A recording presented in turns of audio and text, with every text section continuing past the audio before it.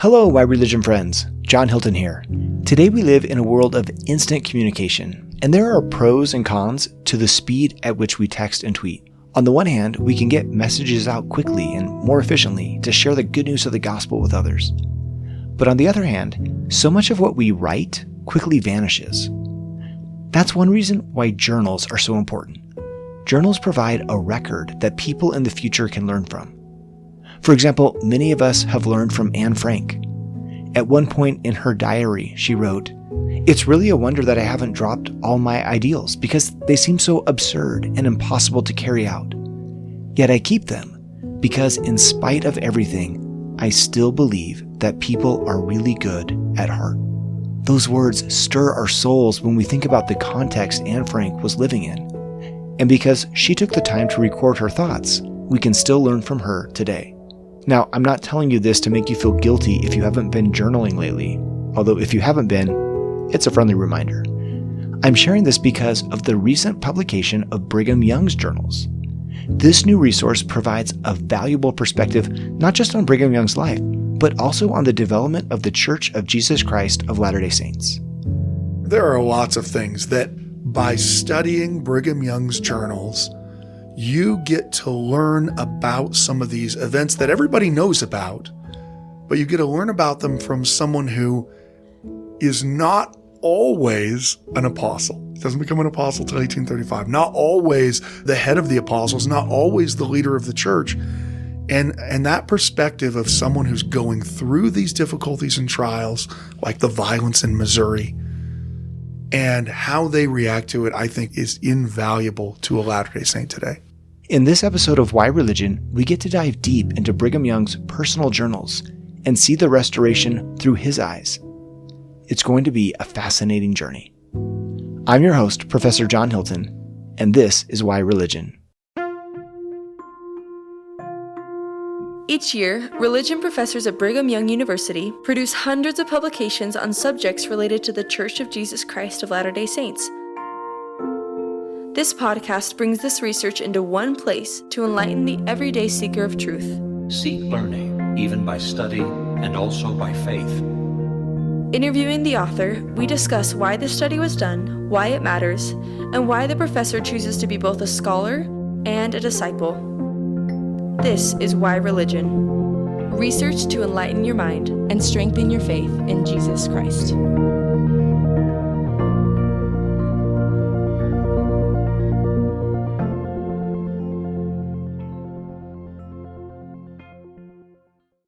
Today, we get to hear Gerrit Halverson interview his colleague, Gerrit Dirkmaat. Professor Dirkmaat is one of the editors of the recent publication, the Brigham Young Journals. I'm excited for this discussion. Let's dive in. For any of you listeners out there, you are in for a treat today. We get our third chance to learn from Gerrit Dirkmaat, who's going to be teaching us all there is to know about Brigham Young. Gerrit, so glad to have you back on Why Religion. Well, thanks for having me back. I assume that the third time is to try to get it right the third time, right? Failed twice, you come back the third time. Believe me, honestly, for any of you listeners that haven't listened to the other episodes, I went back and listened to them both in preparation for this interview and loved them. The first one, if you need help finding them, episode number 40, Dr. Dirkmaat talked about the saints' expulsion from the United States. Fascinating history there. And then in episode 95, you talked about the translation process of the Book of Mormon. And I don't know if there's anybody on earth that understands that better than you do. So amazing material. I could say the same thing about what we're going to be talking about today. I'm a historian myself, but I look at you and think, man, you've read everything and then some. And so to have your expertise weighing in on some really important parts of church history is a great blessing for us. Well, you flatter me. Yeah, I'll do my best. Well, I'll set the stage with this. Today we're going to be talking about a book that you and several other scholars co-edited. We're going to give the credit to Brigham Young on this since it's his journals. But it's an interesting sequel for all the work that you've already done on the Joseph Smith Papers project. I mean, that was a mammoth endeavor. Years and years and years that you and other scholars worked on that project. And so in some ways, it seems natural to follow that with something that's focused on Joseph's successor, Brigham Young. Could you walk us through the genesis of this project? How does it compare with the work that was done on Joseph Smith? What was it time for Brigham? Is he going to get the full treatment? I mean, anything you can tell us about where this project comes from? Well, the real godfather of the study of Brigham Young is Ronald Esplin. So Ron Esplin was one of the general editors and one of the people involved in the genesis of the Joseph Smith Papers project. And Ron, from his earliest days of research, has spent time helping people better understand Brigham Young, the role of Brigham Young in the missionary efforts of the church, multiple publications on it, and as well as Brigham Young as the prophet and leader of the church in Utah. So I think Ron's always wanted to do the Brigham Young Papers and the Brigham Young Journals.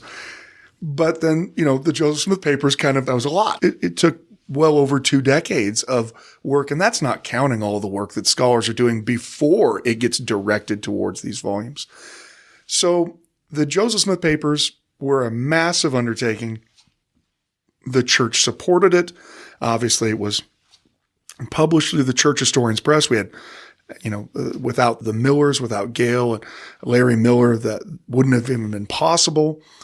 And still, it was this collection of so many scholars, so many experts, all working together towards this. And even then, it took years and years and years. It is a natural next question to say, well, okay, we just finished off. We tied a bow on Joseph, and well, how about Brigham? It means next in line. It kind of makes sense.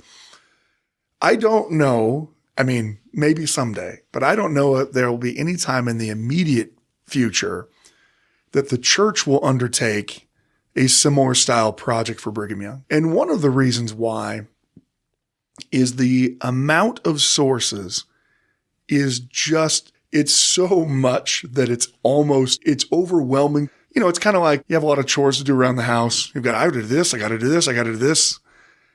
I think I'm just going to watch TV. I mean, because you realize that there's so much to do that anything you do is just a drop in the bucket.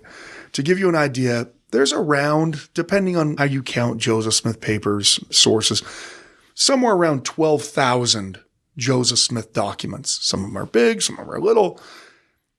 There's over 100,000 Brigham Young documents. Wow. Okay. If you were to do it the same way, if you were to do a papers project the same way, we ended up with 25 volumes roughly of the Joseph Smith Papers. It means that you would be looking at somewhere in the neighborhood of at least 120, 130 volumes. And that's if you left some stuff out. So we have more letters incoming to Brigham Young than there are total documents of Joseph Smith, just in incoming letters alone. So first of all, if anyone is looking to do that, I'm on board. You shouldn't. Great job, security. It's a wonderful project, and it's absolutely necessary to help us better understand Brigham Young. But it would be a massive amount of time and monetary commitment. And so the Brigham Young Center Foundation was founded by Ron Esplin and with help from his son as a private entity to kind of do, at least in part, what was done with the Joseph Smith Papers. They brought on scholars who worked on the Joseph Smith Papers, so they know the way that the documentary editing was done. And they said, well, where are we going to start? We can't do everything, but we can do something. So unlike me, who said, I'm going to watch football, Ron said, you know what? We're going to do something.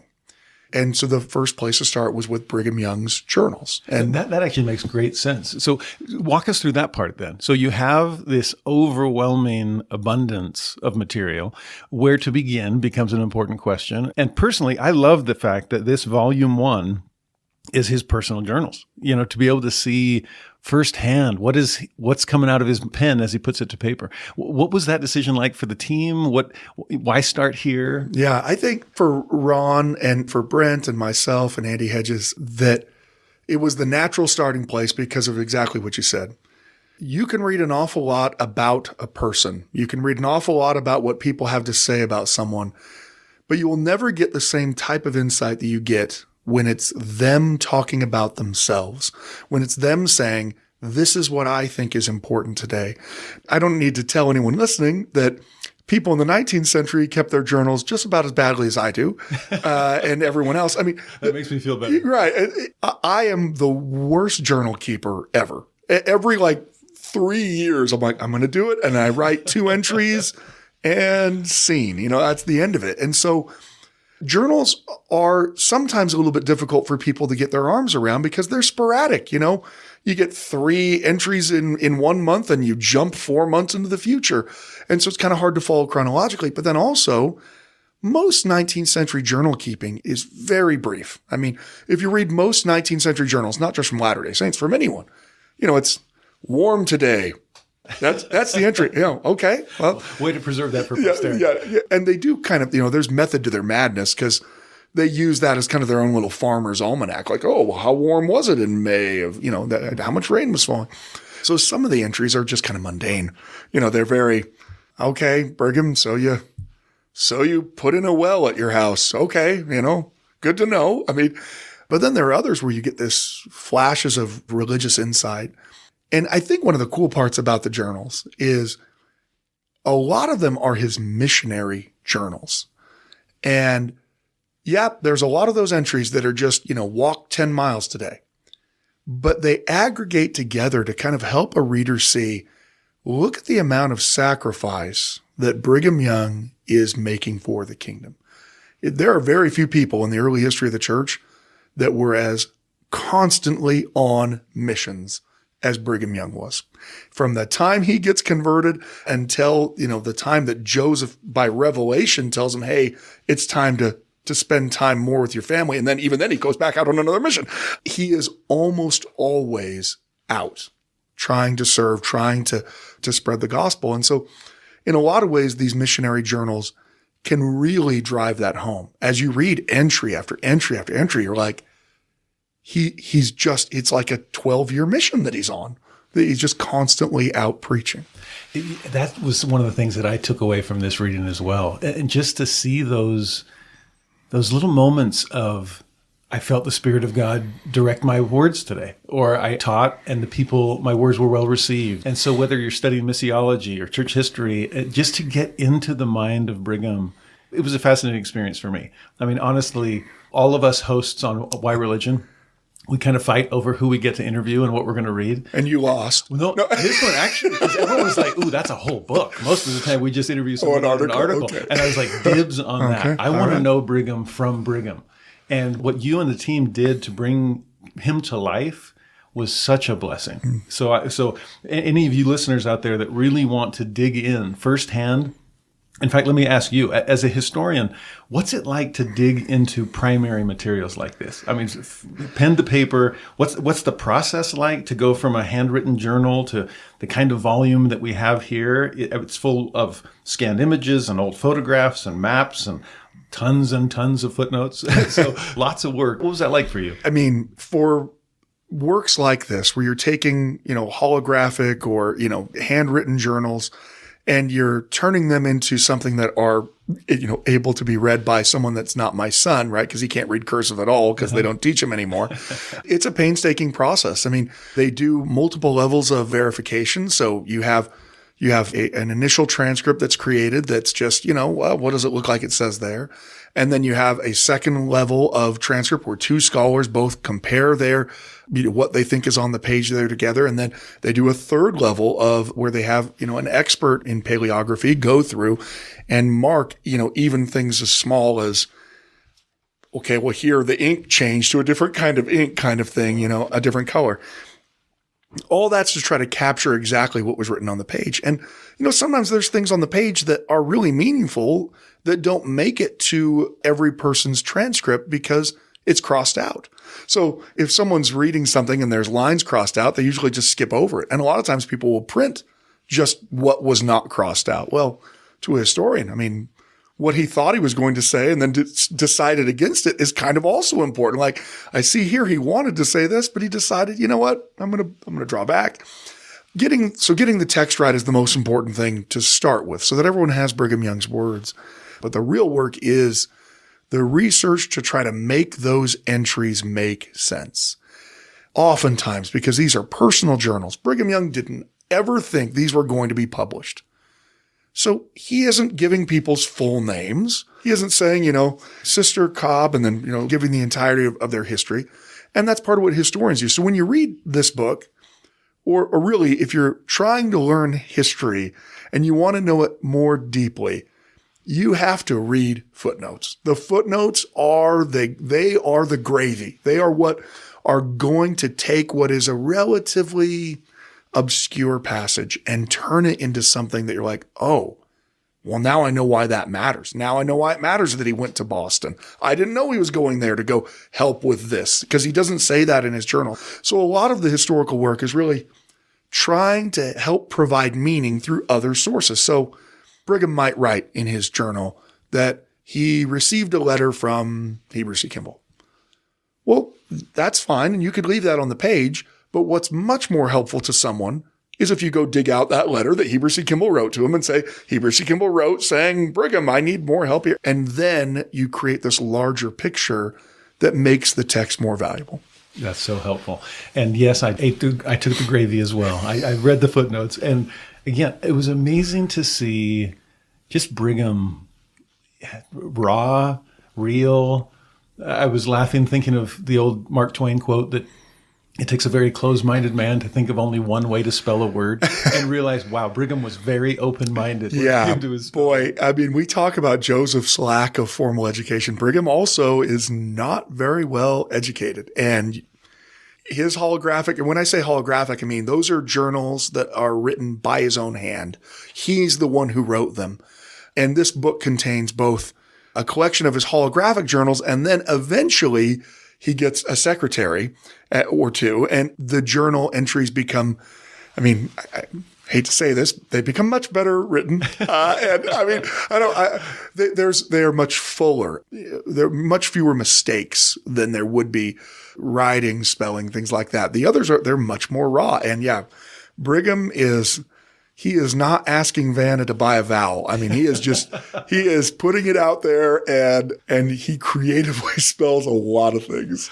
Well, what I love what you just described too is, yes, when you have other journal keepers for you, that's their job. They're going to magnify that calling. Whereas Brigham had so many other callings to magnify. It's like, I'd rather go make history than record it. And it's that making of history that I found so fascinating. Let me just share really quick with our listeners the first entry that we have, very brief. This is Monday, April 9th of 1832. And it simply said this: I was baptized under the hand of Eleazar Miller and ordained, preached as opportunity presented, baptized Rachel Flumerfield. And that's it. Now that sounds like a really full day for me, but from that moment on, there's so much. I guess in some ways, if history is the lived experience of individuals, who better to follow through the early history of the church than Brigham Young? Could you walk us through some of the personal history and the church history that Brigham Young's journal helps us experience firsthand? Yeah, I mean, in a lot of ways, that is one of the benefits of the Brigham Young journals is you get to, in a similar way that you do with Wilford Woodruff's journals, you get to watch the unfolding of the church from its earliest days from someone who is not immediately important. I mean, we all know that Brigham Young becomes Brigham Young.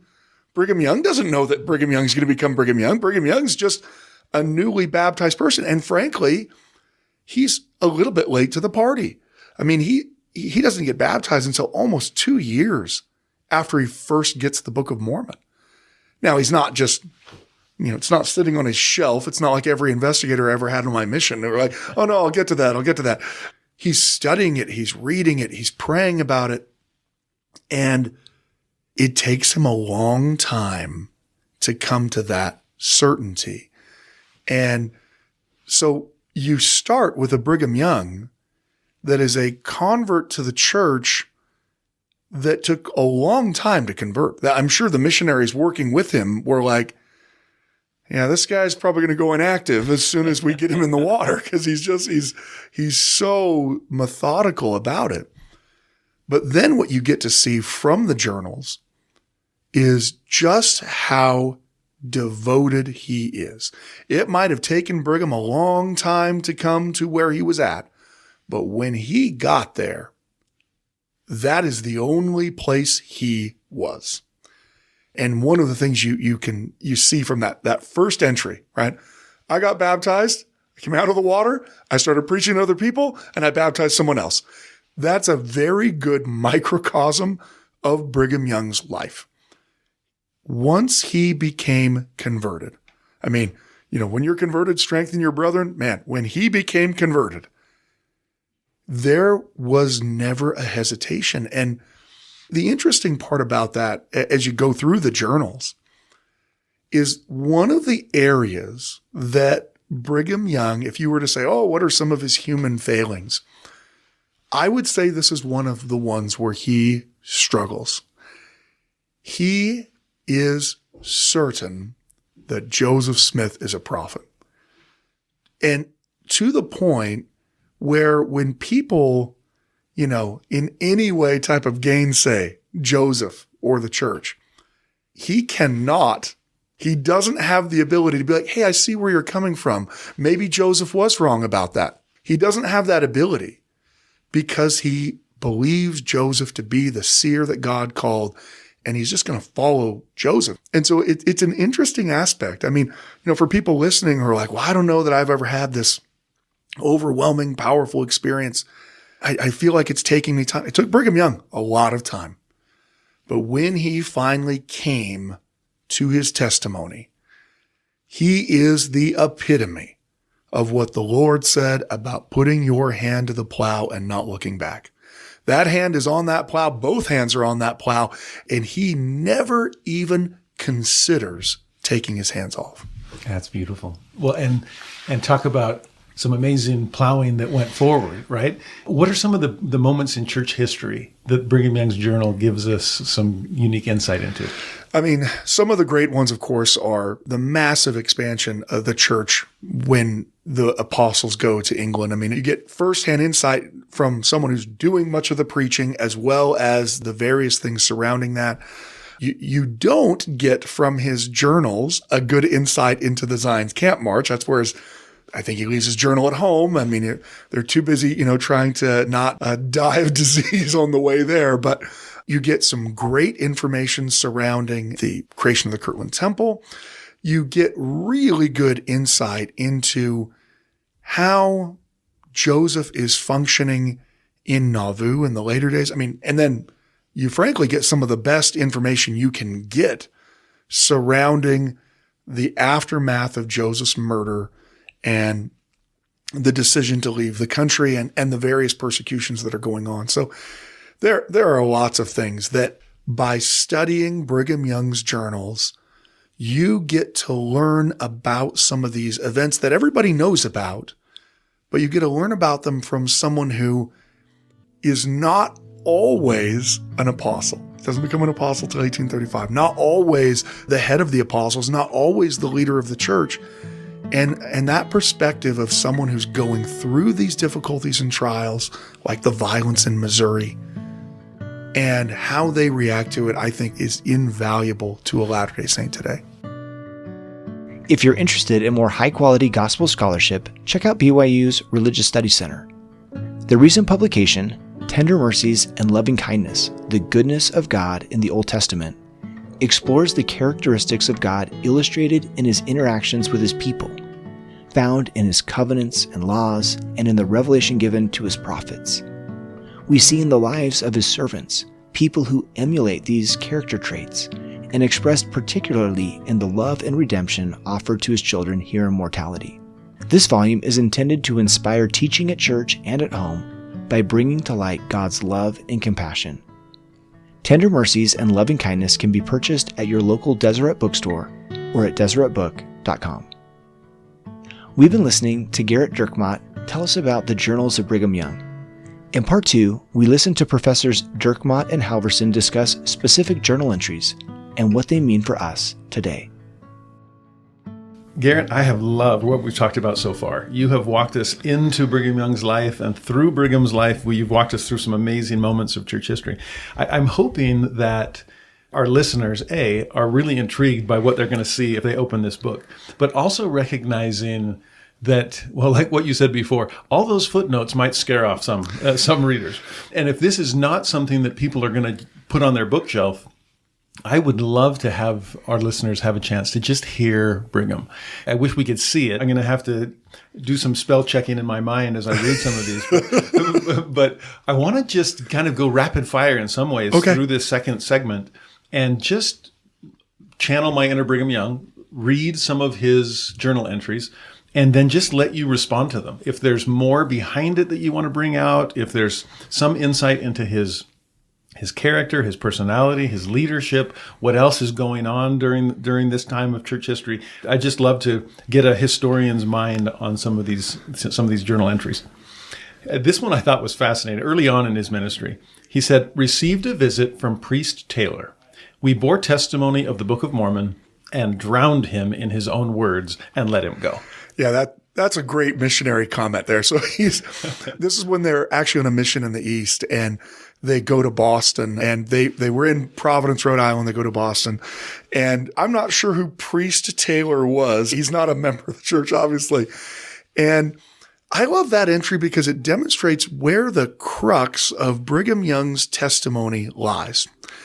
He had the Book of Mormon for years before he was baptized. And you can tell in his preaching efforts that he puts that Book of Mormon front and center, and it is powerful and it's meaningful to him. And also, you get a little bit of an indication that Brigham Young is not a shrinking violet. He does not believe that you should not stand up for what you believe. And so clearly this pastor from another faith came accosting them, and Brigham Young believes that he helped drown him in his own words. So, I think Brigham Young was actually very good at pointing out the flaws in other people's arguments. He wasn't naturally trained in debate, but even later as a prophet in Utah, you find him when there are discussions about things, he is very good at cutting to the weakness of someone else's argument. You're saying this, but what about X or Y, in a way that kind of undermines them. And so I don't know exactly. I wish I had recorded what Priest Taylor was saying to him and what Brigham's response was. But I can only imagine that it surrounded things like, you're going to reject the Book of Mormon as scripture and claim that everything's in the Bible, but the Bible doesn't reject more scripture. You're claiming something that's not in the Bible. I don't know what was said, but Brigham was very good at seeing the weak part of antagonistic arguments and going to them. Honestly, it reminded me of myself as a young missionary. And I think sometimes we forget how young he was as he's starting this service, but wanting to drown other people in their own words. It was and he calmed it in ways, with time. But I was fascinated. Those early entries, like you said earlier, so much of it revolved around his missionary labors. And it was amazing insight. This next entry comes from November of 1839. Again, Brigham is on a mission as usual, but he's on a boat on Lake Erie. And he records something that I found just really beautiful. He writes, "The wind arose about 1:00 in the morning. I went up on deck, and I felt impressed in spirit to pray to the Father in the name of Jesus for a forgiveness of all my sins. And then I felt to command the winds to cease and to let us go safe on our journey. The winds abated, and glory and honor and praise be to that God that rules all things." This is one of my favorite entries actually in the entire set of journals for several things. First, anyone who's a student of history or lives near the Great Lakes knows that they might be lakes, but they have waves that can take ships down and death-inducing storms that hit those lakes, and they come up without warning, and the wind makes it so that a lot of these vessels are not the most seaworthy, right? Because they're only designed to just, I'm going from Fairport Harbor, which is just outside of Kirtland, and I'm going, not very far on a lake to Buffalo. And so when these, boats that were maybe not, they wouldn't be running the Horn of Africa, when they get hit by these storms, it is a very dangerous thing. And of course it calls to mind, what happens when a storm hits out there on the Sea of Galilee. It might look like a little lake, and it's hardly any idea that, I always think to places like Bear Lake or even Utah Lake, where when the winds come up, that placid lake turns to something that is terrifying in a hurry. I don't know exactly what happens in this storm, but there are a couple of things that happen. First, that Brigham Young clearly is bothered enough by it, or people are bothered enough by it, that he goes up on deck when it's clearly a raging wind. Oh yeah, and 1 a.m. 1 a.m. Yeah. So this is not, he's like, you know what? I'll just go for a stroll. I mean, my guess is people are being tossed around pretty terribly. And then with the confidence of an apostle of God, he goes up and he commands the wind to cease and places all of that glory and praise to be to God. This is an aspect of Brigham Young's character as well, that not only is he courageous, he really believes that God is going to have everything work out the way God expects things to work out. Now, he is the last person to excuse yourself from working for it. But he really, takes seriously Doctrine and Covenants section 3, that the works of God are not going to be frustrated. And so he will continually remind others around him that God's going to do what needs to be done. We just need to do our part, but God's going to do what needs to be done. And so here you have this miracle of Brigham Young calming that lake. And, someone might say, well, I'm sure the wind just died down naturally. Sure, people without faith are always going to find reasons to denigrate or to downplay the miracles that happen around them. But clearly Brigham Young, in his personal private journal, he knows where that power came from. He saw the miracle. He experienced it. It's so beautiful. Well, in some ways, it is evidence of something he taught the other brethren. This, according to a later journal entry, this is June of 1840, he said, Parley P. Pratt and myself talked some time about the necessity of the elders having the power of God with them. And I just love this behind the scenes kind of me and a fellow apostle just talking to other younger elders. Without the power of God, we're not going to be able to do God's work.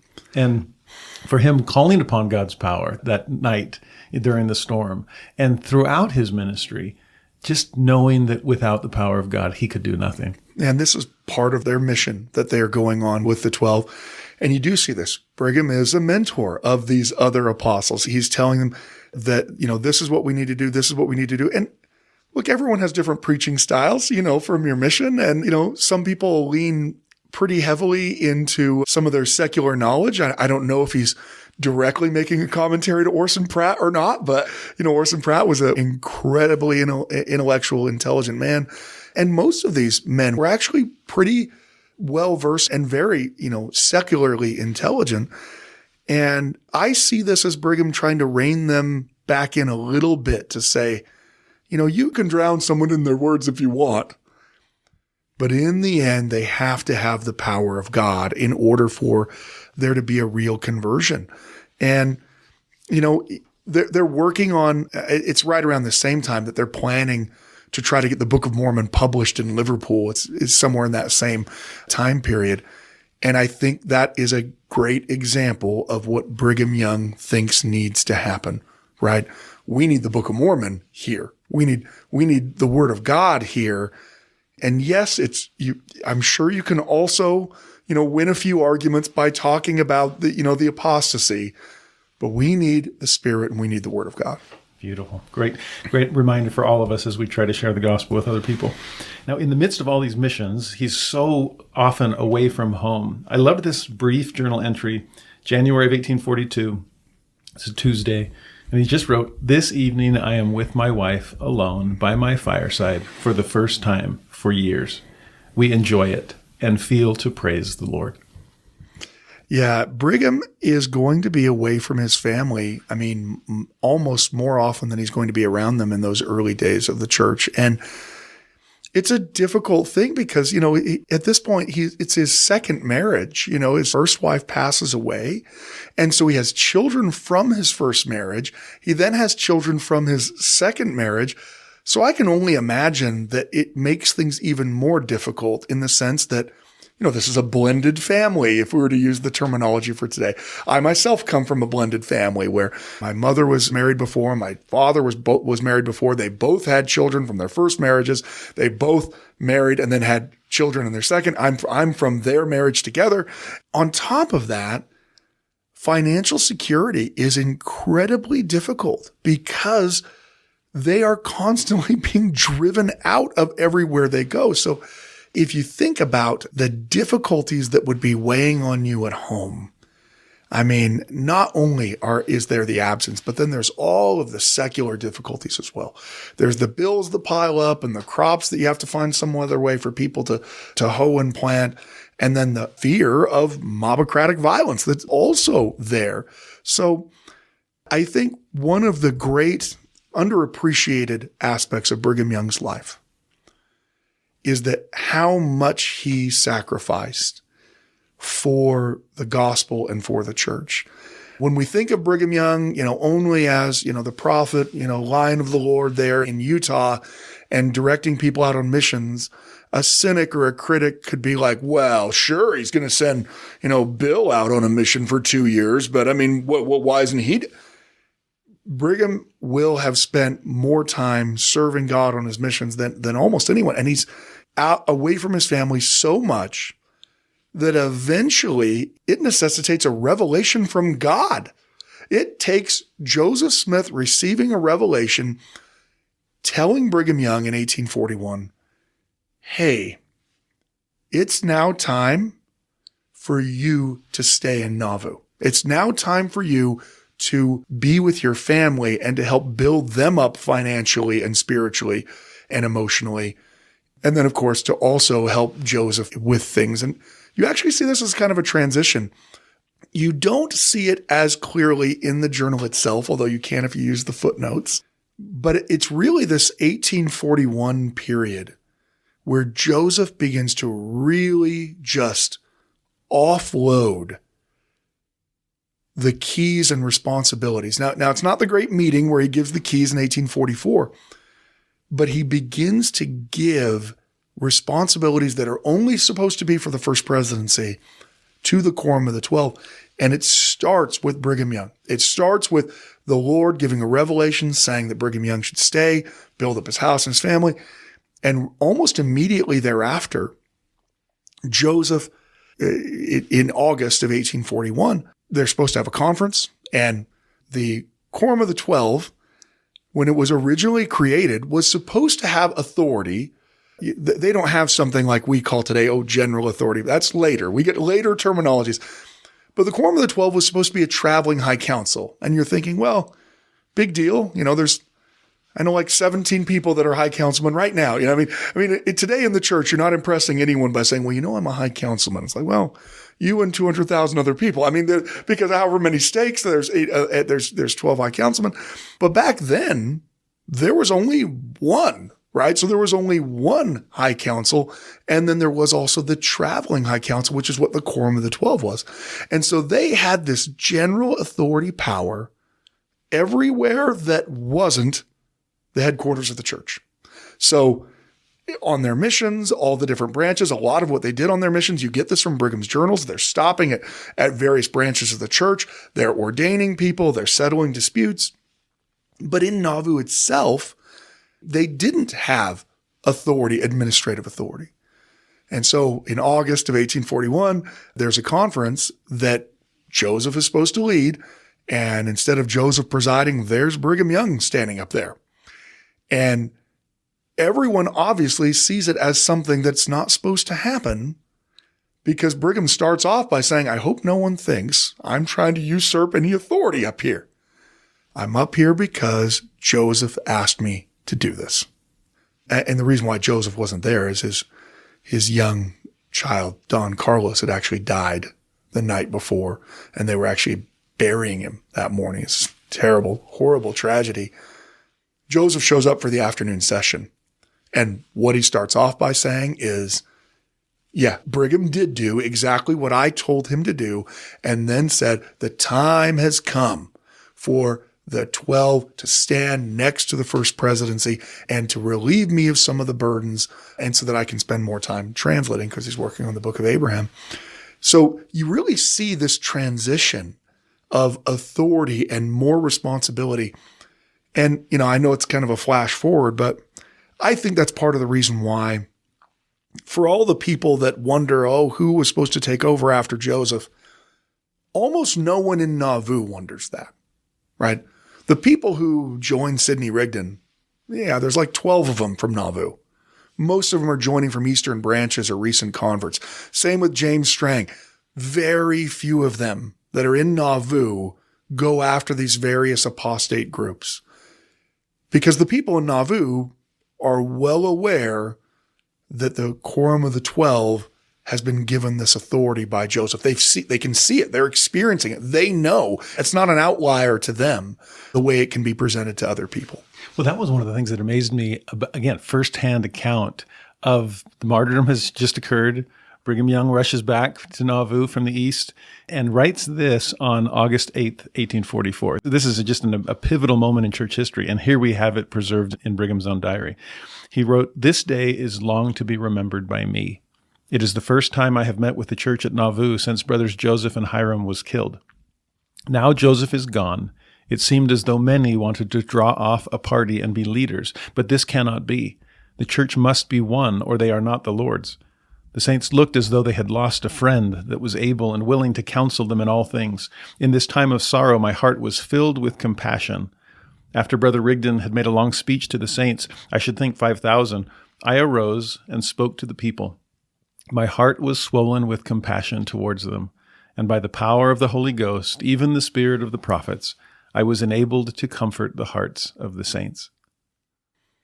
It's one of the best entries we have talking about the succession crisis. And we talk about that, Sidney Rigdon asserting his authority, claiming that he should be a guardian of the church.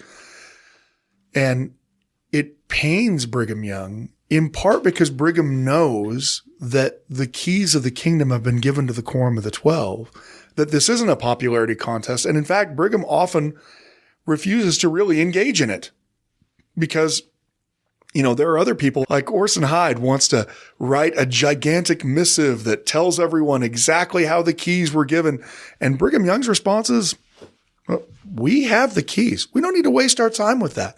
Someone who doesn't think that we have the keys is someone who's not going to believe us anyway. What difference does it make? And so he was very centered on this. And, right after that entry, they work with Sidney Rigdon for a long time. This is not simply they show up in town and Sidney Rigdon loses the vote and that's it. They are constantly trying to persuade him, hey, you have a part in this kingdom. It's just that the keys are with the Quorum of the 12. They try to convince him over and over. They meet with him multiple times, but there's actually an entry in the journal that demonstrates when they stop meeting with him. And it is a perfect insight into who Brigham Young is. It's in September of 1844. So Joseph's murdered in June.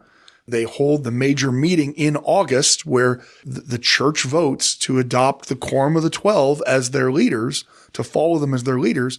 Well, Sidney Rigdon's still there for a couple weeks. He's still trying to organize meetings, and they're still trying to meet with him. They're still trying to say, Sidney, just dial it on back, until this September 3rd meeting. Tuesday the 3rd had an interview with Brother Sidney Rigdon. He said that he had power and authority above the 12 and did not consider himself bound by their counsel. So that wasn't enough. So this is not a personal thing. It wasn't enough for them to stop meeting with Sidney Rigdon that he just said, I have more authority than you. In the evening, the 12 had counsel with him again. So you can see this is not just a flinging of Sidney Rigdon to the curb. They are almost desperate to try to help bring him back. And then they have their evening meeting. Had a counsel with him again. He was far from feeling an interest with the 12. After a long conversation, Brother Rigdon's license, so his priesthood license, was demanded. He would not give them up. And I think this is the nail in the coffin of the Brigham Young-Sidney Rigdon relationship. Sidney Rigdon says that the church had not been led for a long time by the Lord, and he should come out and tell all about the secrets of the church. Now, Joseph has just died. So what Brigham Young knows from Sidney Rigdon's response is this is not a criticism of Brigham Young. When you say the church hasn't been led by the Lord for a long time, he doesn't mean, since a couple weeks ago when the 12 were voted in. He means it an attack on Joseph Smith. And that is where Brigham will give you a tip of the cap, and he's on his way. He refuses to engage with anyone who does not see Joseph Smith as a prophet. And so I find that entry just powerful. And after that, he's done with it. In fact, I hate to go on too long, but there's another entry that demonstrates this that I think is hilarious. I mean, obviously for me, other people listening like, I don't know if this is terribly funny, but yeah, this is in January of 1846. It's actually the tail end of January. So the saints are getting ready to leave. They're trying to finish the temple. Early Latter-day Saint. This is the same Reuben Miller that will write down in his journal Oliver Cowdery's last, testimony when Oliver Cowdery's rebaptized there in Mosquito Creek a few years later. But Reuben Miller has started becoming infatuated with some of the claims of James Strang, that James Strang was actually the new prophet and that Joseph wrote him a letter saying, hey, if anything happens to me, by the way, you're the prophet. And so Reuben Miller comes to meet with Brigham Young to tell him, I think that James Strang's revelations are true. And I'll read the entry because it can stand on its own.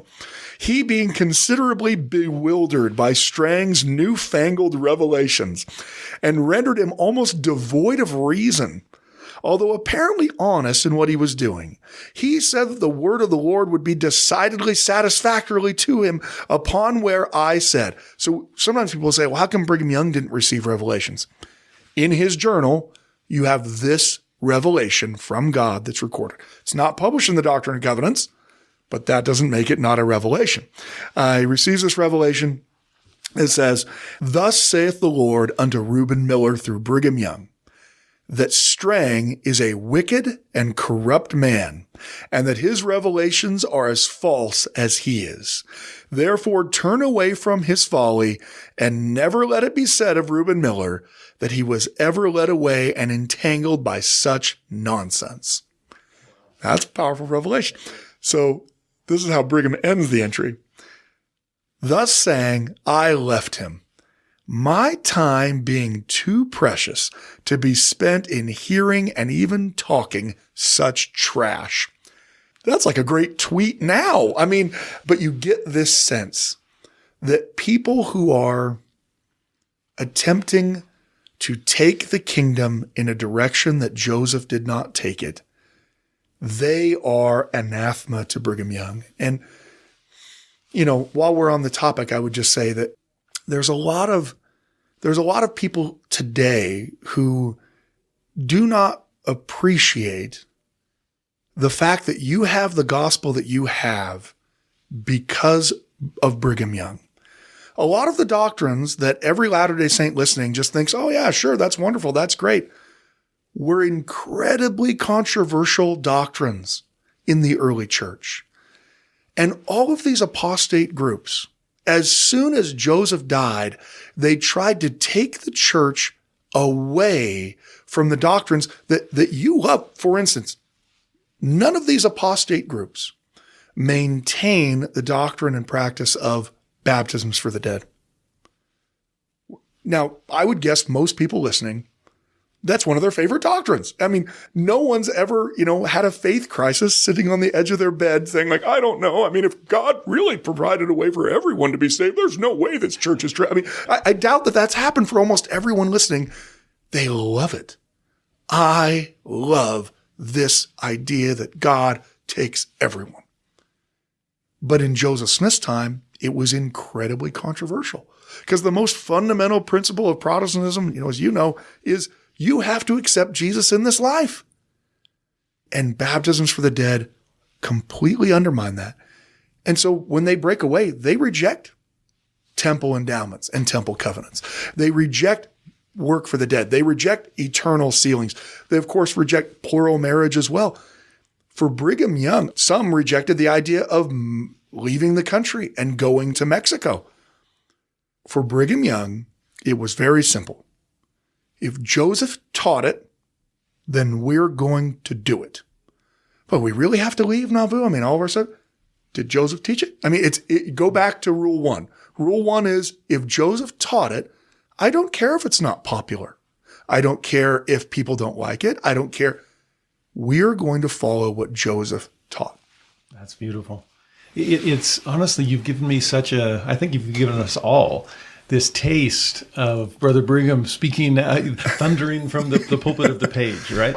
And there's so much more I wish we had time to discuss. I really do encourage all of you listeners, dig into the book. I mean, it says on the cover, Volume 1. So I really hope that is just whetting our appetite. Yeah, they're working on a Volume 2. We're working on it. There have been some assignments that some of us have received that have kind of delayed it a little bit, but Ron Esplin and Brent Rogers are busily engaged in that, and we're hoping to help them soon, Andy and I. But well, this one, as it says again on the cover, April 1832 until February 1846, and pivotal moments in church history, and yet so many incredible things yet that lie ahead.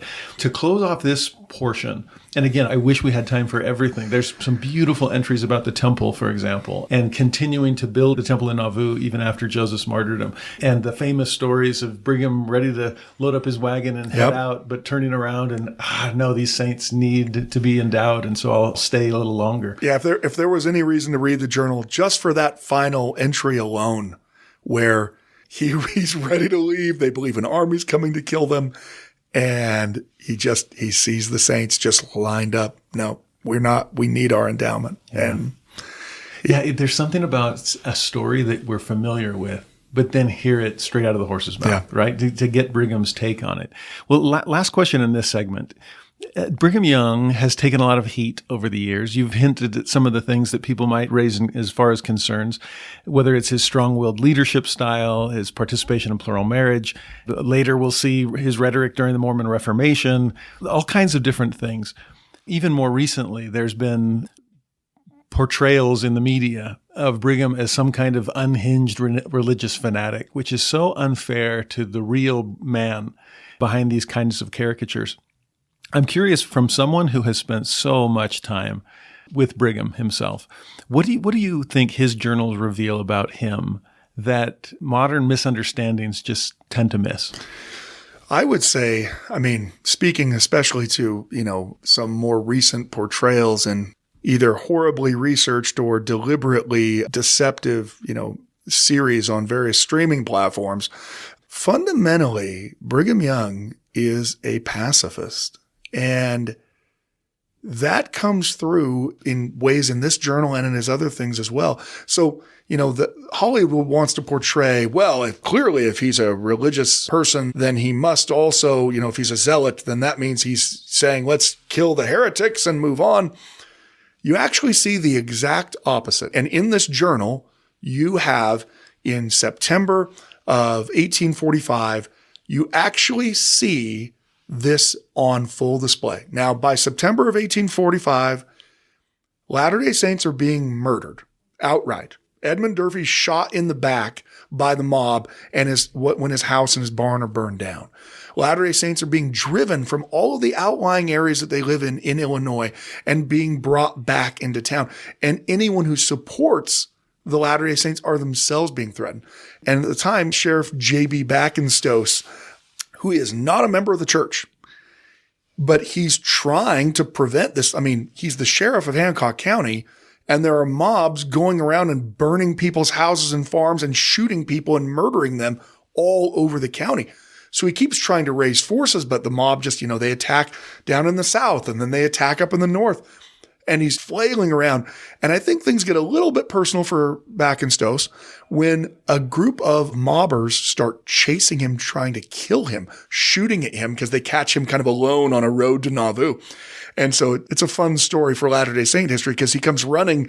I mean, he's galloping at high speed, screaming and yelling as he's headed towards this junction for the road to Nauvoo. And there just so happens to be Porter Rockwell, who himself, he's with a caravan of refugee Latter-day Saints who've been burned out of their homes, and he's trying to get them safely to Nauvoo. And he and another man are sitting there resting while the rest of the refugees have moved on. And he hears Backenstoss yelling, galloping as fast as he can, yelling, "Help me, help me, help me." And then behind him in the trees come these men pursuing him, shooting guns at him, chasing him. They're going to kill him.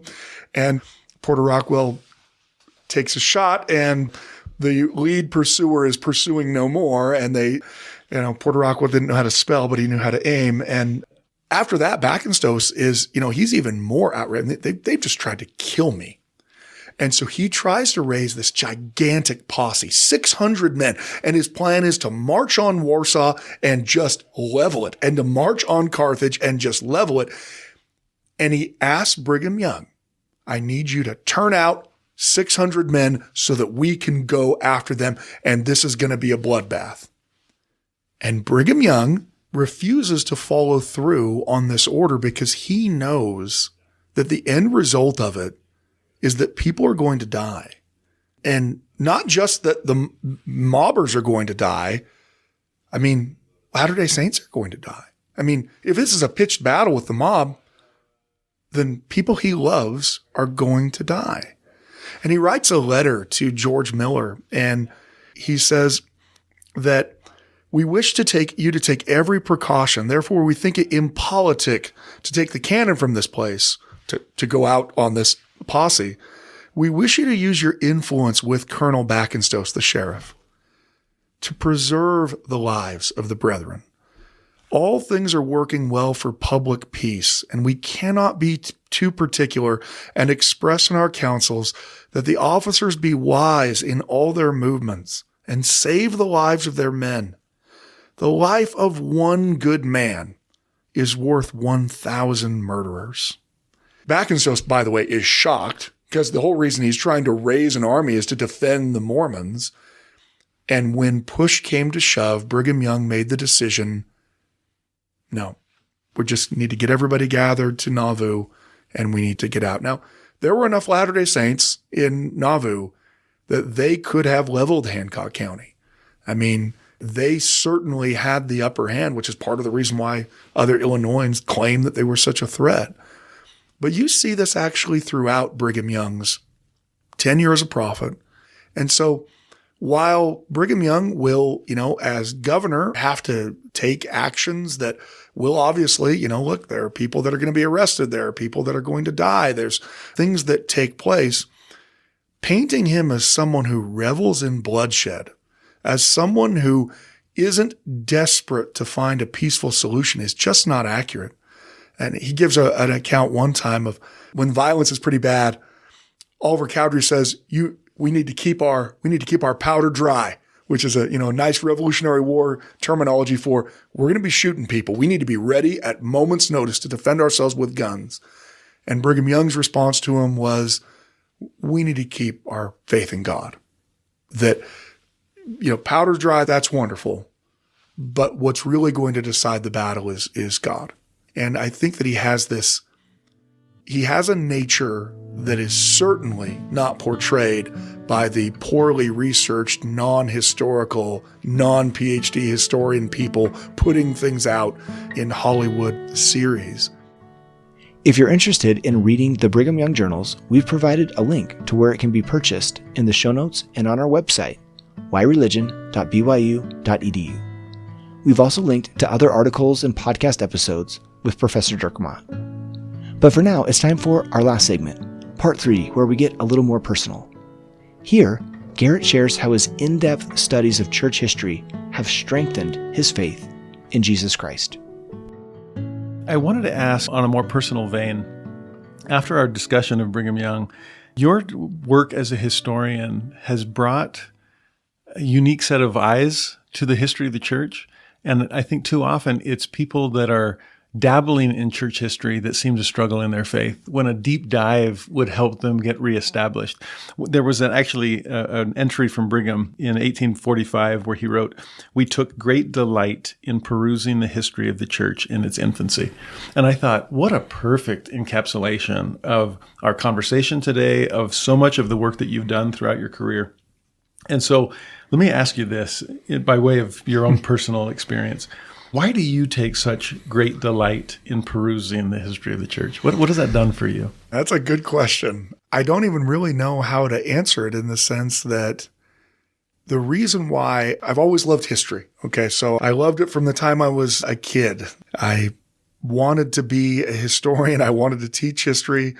I remember my high school football coach finding me in a city park. I was 17, and I was reading The Complete History of World War I by Martin Gilbert, which is about a 1,000-page book. And there I was under a tree, and the coach walked up. He's like, "Hey, Gerrit, what are you reading that for a class?" I'm like, "Oh, no, I'm just reading this on my own." I didn't think that I would do church history, in part because I just assumed it was already all done. I mean, a lot smarter people than me have come and gone, and I just assumed that we already had it all. I mean, I was young and naive, right? But so I loved history regardless. I love studying American history, European history, world history.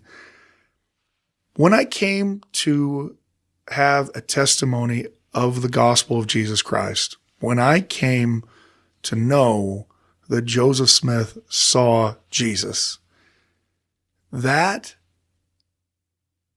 is all-encompassing for me. And as much as I love history, I love the gospel more. And in a lot of ways, studying the history of the church for me then it's not just a secular experience, it's a religious experience, because I'm not just reading the words of people that are, interesting folks who had a great time and are telling me how warm the weather was. These are literally men and women who sacrificed so that I could have the gospel.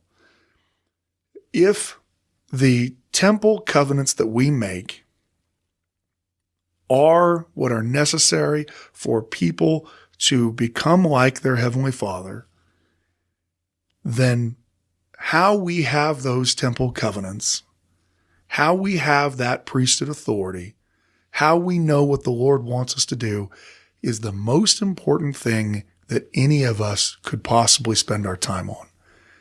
Because it's the only thing that isn't of just transitory value. I don't know how much value. I mean, I know we rise with the same principle of intelligence, but I don't know how much value it's going to be for me, knowing which regiment of the Pennsylvania Union Army in Gettysburg marched forward first. I mean, maybe I'll have some value in the next life. But the knowledge of who we are, why we're here, what this afterlife is like, is the most valuable thing that could ever exist. And so, yeah, I take joy, because when I'm studying Brigham Young talking about the temple, I'm not just talking about something that people in the past thought was important. He's talking about what's most important to me. And I delight in it, because I believe the more time people spend studying the history of the church from good sources, that's going to mean not someone who, not your friend who said, "Hey, I saw this on a subreddit." I mean, going to the actual academic sources and studying them, it's going to deepen your testimony and your appreciation of the prophet Joseph Smith. It is. And it's going to deepen your testimony and appreciation of Brigham Young. I realize that there are lots of people today who denigrate Brigham Young. They denigrate him and they say, "Well, I mean, Joseph, that's fine and good." A lot of it centers around plural marriage. A lot of it does. You find people are desperate of two minds when it comes to plural marriage. Either Joseph Smith became a fallen prophet because he taught it, right? And so he stops being a prophet right up to that point. Or people will claim that Joseph Smith never taught or practiced it. And so therefore we can say, well, it's all Brigham Young's fault. He invented it. He created it. I know that those narratives exist. It's just those narratives aren't being put forward by anyone who has a PhD in history, whether they're a member of the church or not.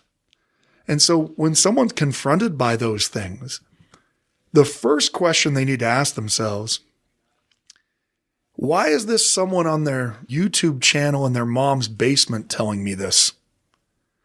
If there really is great evidence that Brigham Young invented that, then why isn't the Harvard University historian doing that? Why isn't he writing a book that would be a Pulitzer Prize winner, a Bancroft Prize winner at the very least? It would be the most important book written in 19th century history if you could write a book proving that Brigham Young invented it. They don't write it not because the Episcopalian historian at a university loves our church and doesn't want to embarrass it. They don't write it because it's not academically viable. And so I think that as people understand more about what has transpired in the past from an academic perspective, the hand of the Lord in guiding the church forward is so much more present. We have the gospel that we have today because of Brigham Young. And there is no way to get around it. And you only have to look at the other offshoot branches of the church and see what they have for their doctrine to know that you wouldn't have a temple ceremony. You wouldn't have eternal marriage. You wouldn't have children sealed to their parents. You wouldn't have universal salvation. You wouldn't have baptisms for the dead. You wouldn't have any of these things if Brigham Young didn't stay true to the course and say, this is not speculative theology from Joseph, that we're not going to throw out revelations that we just don't like. This is the gospel of Jesus Christ restored to the earth. Personally, for me, it has completely changed my life. Now, unfortunately, the gospel of Jesus Christ hasn't changed my life to make me a better person in the sense that I see my own failings very clearly. And it's especially hard when you read, these women who sacrificed in the past and these men who are giving up everything. And you think, well, maybe I could try a little bit harder. But this is a spiritual experience to me, because when I study these people from the past, these men and women really did create a legacy of faith that I take advantage of. I have the ability to have what I have because they sacrificed, because women like Amanda Barnes Smith has her husband and her son murdered at Haun's Mill and doesn't give up the faith and says, no, I still believe. And so I am grateful to the prophet Brigham Young. I am grateful that when everyone around him said, we need to not go to Utah, we need to give up these doctrines that other Christians don't accept, that Brigham Young said, that is not what this church is. This is not a popularity contest.